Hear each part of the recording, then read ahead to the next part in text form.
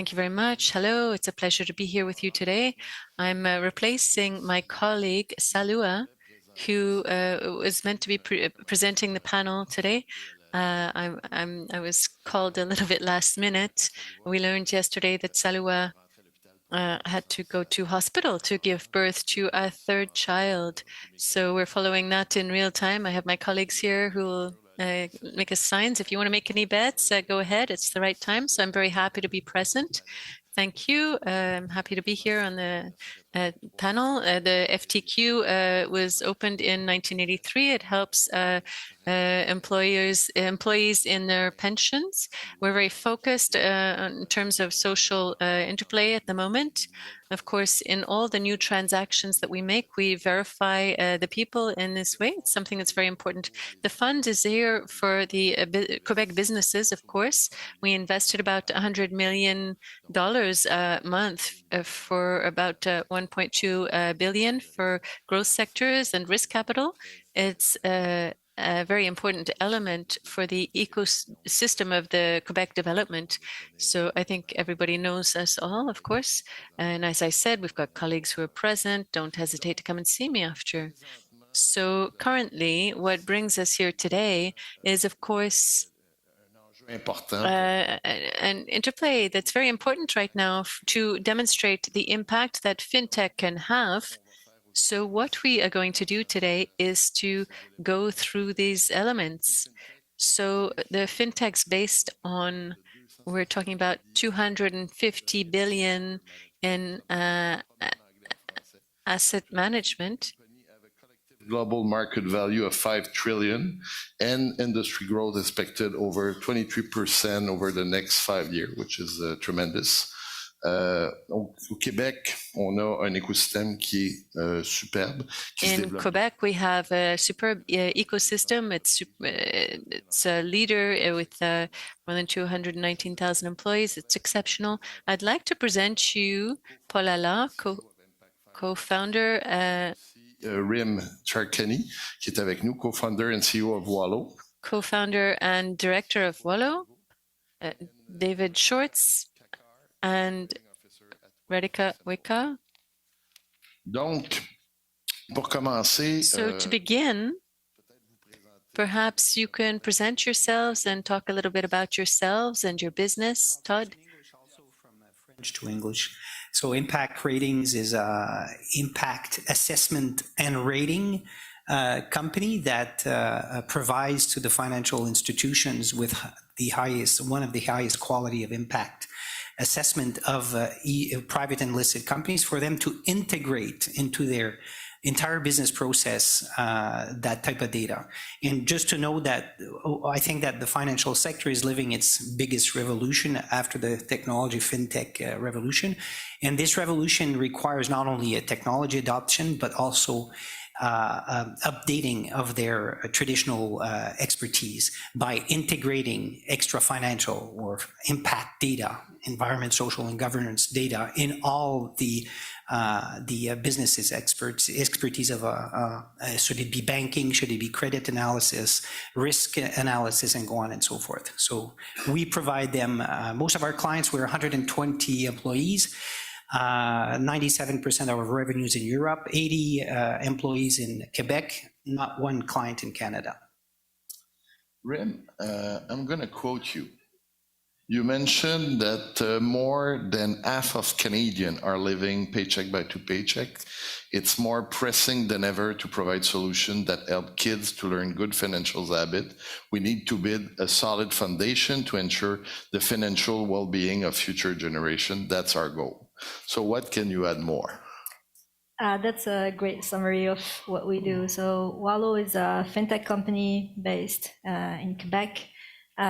We operate throughout Canada. Our mission is to ensure the financial well-being of future generations. And we do so by empowering parents to teach their kids about money early on using a digital payment tool and a financial literacy mobile app. See? David, you're CFO since 2018 at Nuevo. Nuevo is a company listed on NASDAQ and the TSX. Can you tell a little bit more about the company? Sure. Glad to be here, and good afternoon, everyone. I'm David Schwartz, CFO of Nueve. The business is it's a payments technology business. Our purpose is really to accelerate the revenue of our merchants. We do that by providing them with payments technology, and it's a pretty vast suite of technology that we provide. It's not just typical payments acceptance, it goes way beyond that. We do that through a single integration, which makes it very streamlined for a merchant. It enables them to focus on their business. So we do this on a global basis. Revenue primarily is in Europe and North America. We have about over 1,600 employees, almost 1,650 employees around the world. The majority of those, about 1,000, are in Europe. For the most part, the rest in North America. We do have a presence in Latin America and Asia, but really a global fintech payments e-commerce enabler is who Nueve is. Merci. Radhika, Wealthsimple was recently named the most trusted financial institution among young Canadians. It's a great accomplishment. So please, can you tell us exactly what are you doing? I'll take it from there. Good afternoon, everyone. My name is Radhika Kakar. As Philip introduced, I'm the COO of Wealthsimple. And Wealthsimple is very lucky to be trusted by so many of our customers. And what we do is we offer an investing platform, both managed and do-it-yourself, as well as access to other ways to invest, to help Canadians grow their wealth in a simple, easy-to-access way, and ultimately work towards achieving financial freedom to live the lives that they aspire to. We also offer a product that allows them to spend and save their money across, any service that they wish to engage with. And we're really hoping to become, the primary money relationship for Canadians, to help them be able to live their financial lives on our platform and do it in a way that's simple, that's accessible, that's delightful, and really helps them build their wealth. Merci. So as you can see, we have a great panel in front of us. And maybe I would like to start with the first question. Paul Desmarais III argues that all fintech have a social impact.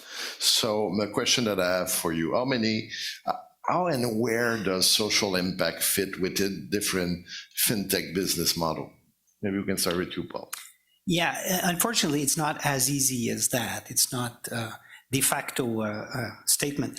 Because let's start by what is an impact. The definition of an impact is a long-term effect on a beneficiary. And I'm talking here of people or planet, which is the beneficiary.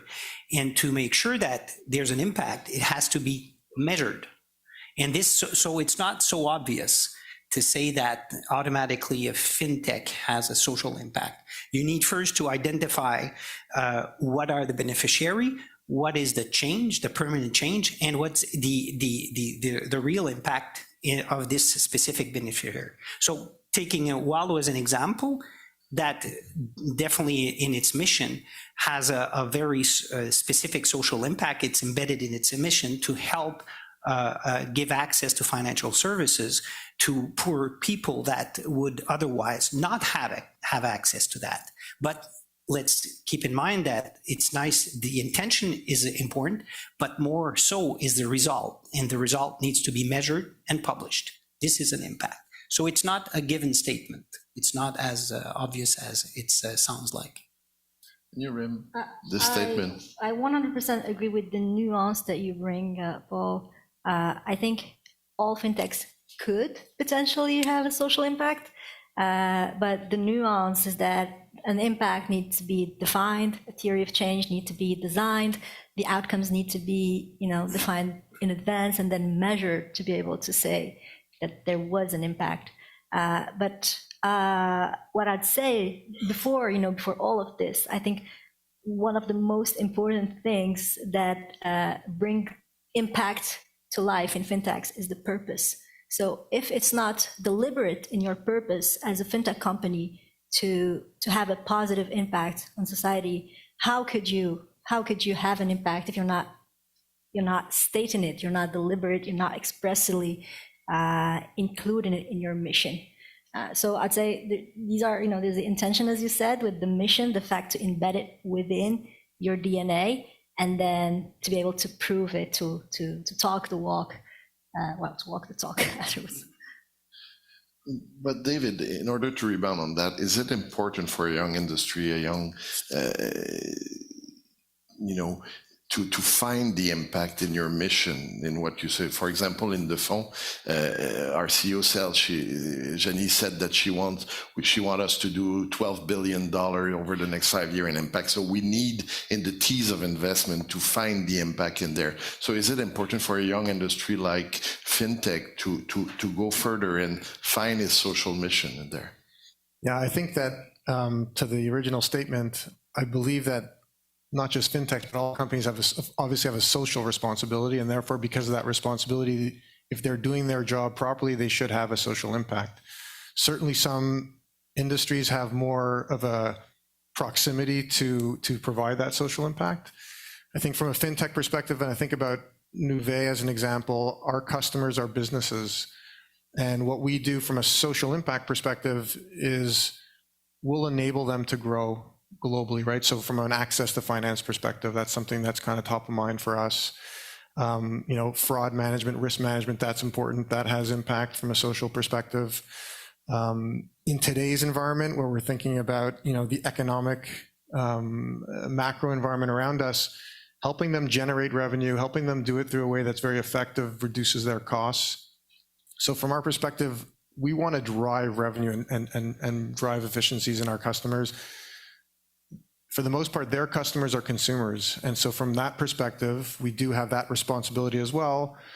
And again, fraud and risk management comes into play, and so does data protection. So those are kind of the things that we think about internally from a social impact perspective. And definitely, I do think you need that guiding light in your mission or in your purpose that will guide your employees and your teams, and tell your customers and your stakeholders who you are, what you believe in. And importantly, it drives employee engagement. I think that's really important as well. Anything to add? I think what I would add on top of what everyone else has said is that when we work in financial services, and specifically at Wealthsimple, working with Canadian consumers, I think we have a very privileged position, and you spoke about trust, but people are trusting us to help them with their money. And money is so personal to every individual and affects their lives in every possible way, their homes, how their families, subsist, and what they spend things on. And so I believe the impact comes from being responsible and helping people make the most out of their money. And when you approach providing financial services in a way that really supports customers achieve their life goals, I think that the impact is inherent in the work that you do. Yeah, I need to add a bit of color to this. Because today there's some major challenges and we use a common vocabulary that is called the SDGs, the Social Development Goals of the United Nations. And this is a common language that everybody uses. And to deal with the most pressing issues, the definition of an impact is, first, when we look at an organization, whether it's the Red Cross or any other ordinary company, you have first to identify what are, by your activities, the negative impact on environment and social that you need to mitigate. That's a first rule. And mitigating your negative impact, that's a first rule of thumb. Secondly, you need to identify in your business model if you do generate some positive impact in addition to you well mitigating your negative impact. So it's not granted. And again, when you do an impact assessment, you need to make the difference between a negative impact that needs to be mitigated or is not well mitigated. And once that is done, you look at your positive impact that you may or you can generate. And you need to add this subtlety, which is not a subtlety. It's not only efforts and what marketing says, it's about results.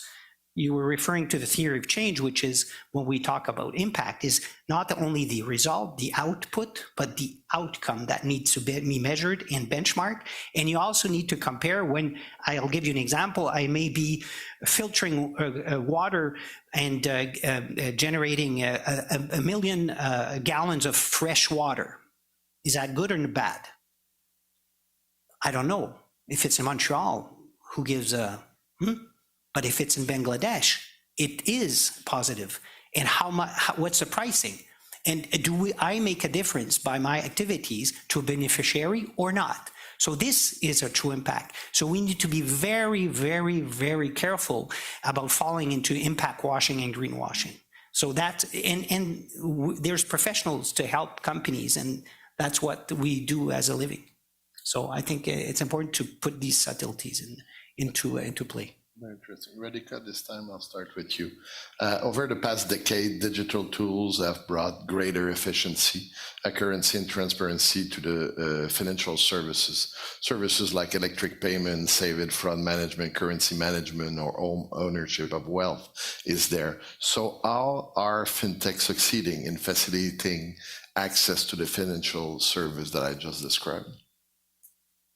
I think that the short answer is yes. I think there's like yes. I'll give you the longer answer. You know, I think many fintechs are definitely trying to improve access and also the experiences that people have with these products.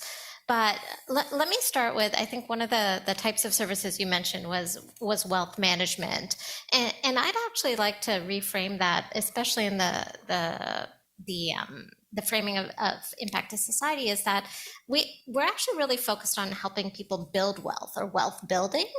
And, you know, I think a few years ago, there was a study by the OSC, Ontario Securities Commission, around millennials and their money. And it's so interesting because 80% of millennials have savings and are actively saving, but only 1 in 2 is investing.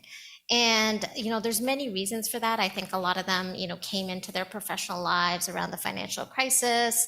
They're actually considered quite risk averse when it comes to investing, but informed investing is actually the best way to build wealth. And one of the things that we want to do is help people invest in a way that suits their life goals, their needs, their, you know, risk levels, their income levels. And so I think by creating access and simplification to investing, we're removing some of that intimidation and helping people, especially younger people, grow their money and grow their wealth. I think another way that we can improve access is there are a lot of financial instruments and investing products that are actually only available currently to people with a lot of money, the minimums to qualify to make those investments, or the knowledge that you need of financial systems or access to specific advisors is quite a bit of a barrier and again, intimidating. And at Wealthsimple, we're really trying to bring those products into the market in an accessible way, so that people, regardless of how much money they have to invest, can access some of these investment products that have traditionally been reserved for wealthier people or sort of gated in a way. The way our teams work to do that is to be especially responsible, to work with regulators, to make sure people have the information that they need to make responsible decisions, but also to remove some of the jargon that traditionally surrounds financial products, and help sort of this next generation of investors start to invest the money that they're saving and grow and build their wealth. Very complete answer. David, do you have anything to add on this? I mean, yeah, that was very complete. I would, I'll add a little bit. We're thinking about, you know, the question is around tools and how does that drive success? I mean, the main tool that, if you think about it and you go back, you know, we all carry that tool in our pocket or holding in our hands right now, right, is the smartphone. And that was a real catalyst to what we see today. And some of my colleagues on the panel, their businesses are built around the apps that are in, you know, that you can access to a smartphone. So to the point that was just made around access to finance, the ease of it, but there's also that level of sophistication that you can get through through these types of apps that my colleagues have that you couldn't have easy access to outside of it. So I think that's, that innovation that's happened, and the speed of innovation is really accelerating. And so you see more and more of that. And it has resulted in, startups and tremendous amount of funding that's come into the space. Over hundreds of billions of dollars have been invested in fintech, as I'm sure you all know. And that spawns even more innovation and more new businesses coming in to compete with the traditional financial institutions. And that's all good from a consumer perspective, builds transparency, but at the same time, it's about how do you educate and make sure that people know how to use these tools, and there's pros and cons, right? But with all these investments that you just mentioned, do you think that the use of proceeds will all go in innovation, or there's other aspect that you have to take into account? There's for sure other aspects to take into account. Innovation is one, but also creating a framework, that was mentioned. That's important to make sure that from a compliance perspective, from a social perspective, that the business is being governed correctly and the industry is being governed correctly. I think that's really important. Merci. Ren, the fintech market has undergone under considerable change in the recent years. How do you analyze this evolution, and how do you measure social impact on the fintech industries? Oh, that's a great question. I think the evolution. Thank you. Work hard on this one. The evolution, the way I see it, it's been naturally happening to solve for customers' problems, for people's needs. What I want to bring your attention to, and what's striking to me, is the velocity of this evolution has been happening, has been different from one geography to the other, from one country to the other. I think there are some places in the world that are being left out of rapid change and rapid innovation. I'm thinking positively, for example, on Europe's PSD2 and how open banking has helped innovation surge and has created so many fintechs competing to solve for customers' needs that were not met before. I'm thinking of in Latin America, if I think of Brazil and how the central bank of Brazil has created this real-time payment system called Pix. In 2 years, it's becoming the financial inclusion tool that 70% of the population is already using on an everyday basis. So I think there are some systemic constraints and some systemic levers that are being used in different geographies that either speed up the evolution or frame it. And I think there are places, and I'm afraid to say that in Canada is one of those places where we are being held a little back. And do you have an opinion on Quebec industry? Well, I guess not specifically to this topic, because open banking is something that a lot of us here are big advocates of, and that's something that's regulated that could be regulated on a national level. What is the social impact? I think that there's on the evolution and the revolution of fintech, which I'm a huge believer. I think there's a huge opportunity to be grasped. I think that the first step is to deploy and to attract these newcomers, and educate on the fact that it's available to a lot of people, the financial services. But the opportunity which needs to be grasped a bit more is about making sure that you offer, because the new generation is asking for responsible, truly responsible product, financial product. Should it be funds, ETFs, should be, and today we see that it's all to be built. There's a lot. We saw that the demand for responsible financial products is there. We see that it's pushed by the new generation, but there's still a lot to be professionalized in really giving truly impactful products and providing them this access to provide to impactful product. And this is a huge opportunity to be taken. which is not taken yet, or not a lot. David? No, I think a lot has been said. I agree a lot with Paul and with my colleagues. There's a tremendous amount of opportunity available to us. So striking that right balance between, what we think is right and there's a lot of things holding us back too. I think that's a bit of a virtue of the fact that the pace of innovation in our space is so much faster than the regulatory regimes can manage, and that holds us back as companies, and it's a challenge. It's not all bad. Regulatory framework is good. I mean, it protects the consumer, so I think that's an important part. But when it slows you down and it takes away competition, that could be detrimental. How will you provide, what is the system that you can put in place in order to avoid that? Look, I think that the governments, the regulators, I should say, need to be quicker to respond to the needs of this innovation. I don't know. I don't have the magic solution. Setting up a smaller, more nimble part of the government that allows to address some of these issues. I do think, and I'm a big advocate of kind of what my colleague here offers in terms of education at the younger levels. I think that if you think about, and this is maybe it's a bit related, is that the curriculums in high schools, I really truly believe that there should be more financial education at the high school level, just practical. The kids, I have 3 daughters, they're interested in it, but they don't actually learn it in school. And I think that that's a piece that's missing. And I think if you have that framework in place at a young age, it also contributes to making sure that people know how to use these great tools that are out there. And I think that will also help from a social perspective and from a government perspective in terms of how they think about putting in the regulatory framework. Radhika, this one is for you.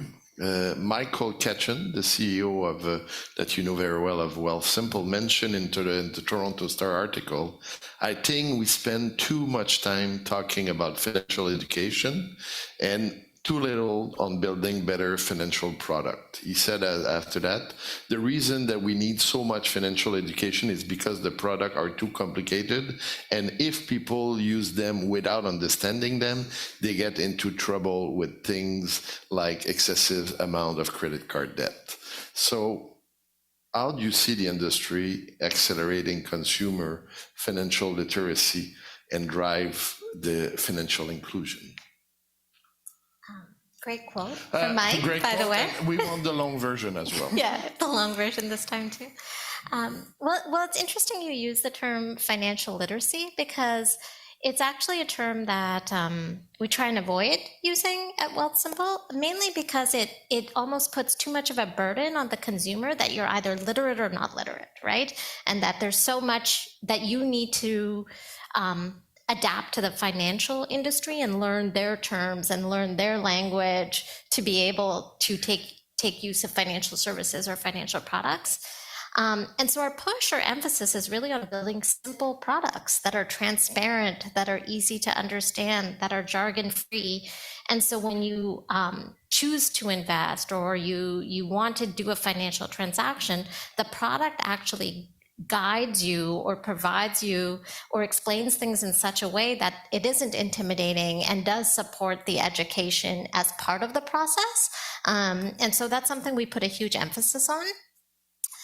Two other things I wanted to touch on. I also think when we look at sort of the current, and up in future generations of Canadians, the way people get financial information and financial education is different. And the channels and the platforms that they receive that information is so different. It isn't the traditional ways that people were educated on finances in the past. And so I think it's also important as we think about educating or helping future Canadians learn about financial products to meet them where they are, whether it's on social platforms or mobile apps or in other digital formats. A lot of them go to forums like Reddit to get financial information, and that isn't always correct information. And so I think having correct, qualified financial information that's consumable and accessible is super important. The third piece, just so you asked for the long answer, so I'm giving you the long answer. Paul is writing some stuff, so You can take your time. Just picking up on some of the regulatory constraints we've been talking about. Currently for do-it-yourself investors, you actually can't receive anything that qualifies as advice in a digital platform. And I think, the intention behind that when that regulation was shaped, was positive, right? It was that you shouldn't have a conflict of interest or advise people. But I think the way people consume information has changed. And so if you think about making things simple for people, if you go to buy a stock and you want to see a bunch of charts and there's so much data, that's intimidating for someone who wants to invest. But if there was a way to, synthesize that information and say, actually, when you look at the financial charts or metrics, here are the ones that you have to pay attention to. And generally companies that, have a PE ratio of this and have shown, this much volatility over the past few years and pay a dividend tend to be good investments. That would help people in their journey on making, more informed financial decisions. And so I think finding that balance in regulation and adapting it for ways that we can help people be more informed when they make those transactions is also a big step forward. But if we don't want to talk in terms of literacy, Rim, how do we describe that then? Well, first of all, I want to say that I understand the view of, how simple things that making simple products will actually almost make financial education at some point irrelevant because the products are so self-explanatory and easy to use and frictionless. But I must say that unfortunately today, not all products are like that. Most of the products are actually extremely complicated, are not going to seamlessly, no friction, effortlessly help you prosper and meet your goals.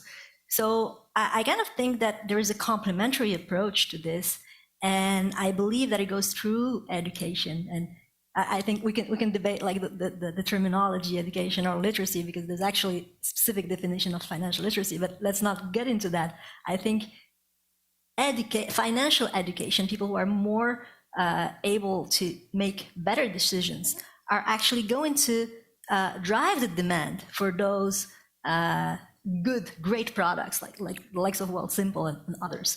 And so just by the laws of supply and demand, we will have more and more of those great products that are helping people prosper and meet their goals. But in the meantime, I think that the bottom-up approach of teaching people and helping them become aware of how to manage their money and being mindful about their money, that's actually one of the keys. And I probably believe that because I personally think that in general, education, just like Mandela said, is the most powerful weapon to change the world. And I think that it applies in this case, as it can drive the demand for those better products and eventually complement the approach of having better products. Paul? Yeah, I may sound like a broken record, but here again, I think that today we are where we're at, science-based research saying on terms of biodiversity, environment, social disparity, and go on and so forth, is due to the financial economy. So we are here because of financial economy, but we won't be able to change and get to a more impactful economy without the financial sector. And that's where I see the huge opportunity for fintechs. Fintechs will make it happen. Will make change the regulations, will make change the habits, but we need to define what is a better financial product. We need to define how do we want to educate people to financial products, and we need to incorporate this new era of responsible finance that integrates not only financial returns based on financial statements, but impact returns based on impact statements. And this is the opportunity, the fintech, it's through fintechs. We're talking about how to change. We will need the regulation to change, but we need, if we make them change, let's make a real change, not only in terms of financial literacy, but add to that, what is financial literacy, adds up also to make your money do good. And that's part of the revolution. And again, we're about 2, 3, 4, 5 years late of what's happening in Europe in terms of sustainable finance. So us here in Canada, this is a huge opportunity to simply take over, really take over by adding purpose, adding returns, adding literacy, adding access. This is the recipe to change and to do good. That's my belief. Interesting. Maybe we have 7 minutes left, so we'll go for a quick last question, and maybe I would like to hear out of you, and we'll start with you, David. We talk about the importance of building a strong financial fundamentals. In my notes, I had literacy, but I'm not going there. And skill set early in order to ensure financial wellness. So how come government and institutional investor can help or play a role in leveling this playing field? David. Yeah, I touched upon it a little bit before from the governmental side of things. So I think I won't spend too much time there, but just to reiterate, I do think that governments need to act quicker in response to the needs of innovation and our industry in fintech specifically. And I think there's an opportunity and there's a willingness. It's just the way that system is built. It sometimes, I guess, takes longer to react, but it's an important aspect of how we move forward. In terms of institutional investing, and you think about the social impact of our businesses, I think for every fintech is different, right? So I think you have to identify what you as a company can do in terms of impact on, from an ESG perspective. I'll broaden it a bit and identify what are the key factors in your business that you can influence, whether it's financial education, whether it's access to finance, data protection, et cetera. And then define what are the specific key metrics within those. How do you measure it? And it may be very obvious for some. If it's number of kids that you educate, maybe that's very specific in some cases, and maybe very obvious. It's not obvious in all cases. So define what's right for your business, and then measure it. Set that baseline, and then improve on that baseline. And I think what's also important is to publicly state where you're at with that. And for us, for Nuvei, earlier this year in August, we published our first ESG report. And so we've now set a baseline for ourselves, and it really is a driver for what institutional investors are looking for today. So that's, for us, that's how we've looked at it. Rin? Okay, so I can give you the early stage fintech point of view here.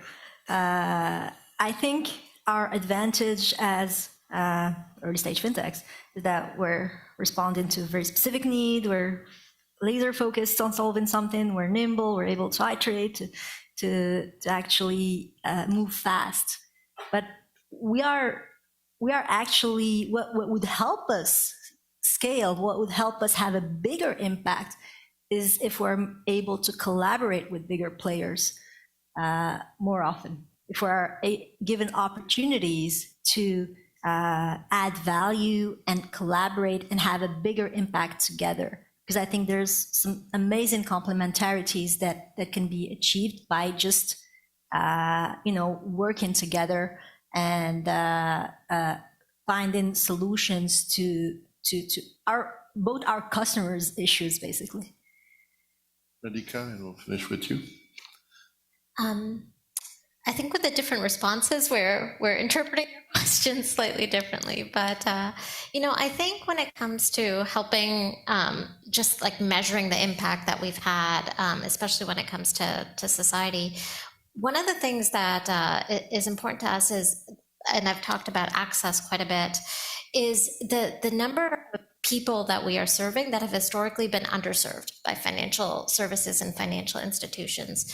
And so when we look at Wealthsimple customers, for example, 10% of our direct investing customers come from the LGBTQ plus community, compared to 4% of the population in terms of self-identification.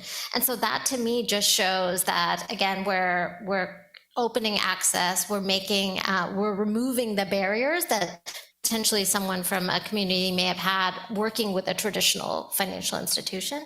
Similarly, 50% of our investors are new to investing. And so again, breaking down those barriers, helping people who've traditionally not been able to access things, access them, and bringing financial services or more financial services to people who have not been able to access them, to me is a measure of impact. Paul? Yeah, I don't even remember the question, but I have an answer. No, no. The institutional. No. You took notes. Yeah, I took notes, but what I would say is that the same way that in 1933 an act was passed to deal with the 1929 crises, where they had to make it. It was regulations that asked every issuer and every financial institution to use a standardized financial statements that was audited by a third party. I think that that's where Canada, us as a group, need to go. We need to go in the extra financial world. We need to get serious and professionalize ourselves about extra financial reporting. So it needs to be audited by third party. It needs to be comparable and published and transparent. This is how we will see a real systemic change. And this needs to be adapted not only by the Fonds, not only by Royal Bank, but also by us. Like you said, exactly what you said, is you will measure it and a step further to be audited by a third party. And this will make a real systemic change and will help literacy, will help better financial products, and will push the regulations. Because let's face it, regulation will always follow after the last wagon in the train. That's the reality. But that's my belief. Merci beaucoup. Thank you very much. On behalf of the Fonds de Solidarité FTQ, I would like to thank you, Paul, Rim, David, and Radhika. Thank you for this interesting discussion that certainly will help us to evaluate in this new industries. Est-ce qu'on a un nouveau bébé? Écoute, je vais regarder right now. C'est ça. C'est ça qui est le plus Oui, important. c'est ça. Toujours pas de nouvelles. Toujours pas de bébé. Do we have a new baby? No. He's not born yet. Thanks for asking, and thanks everyone.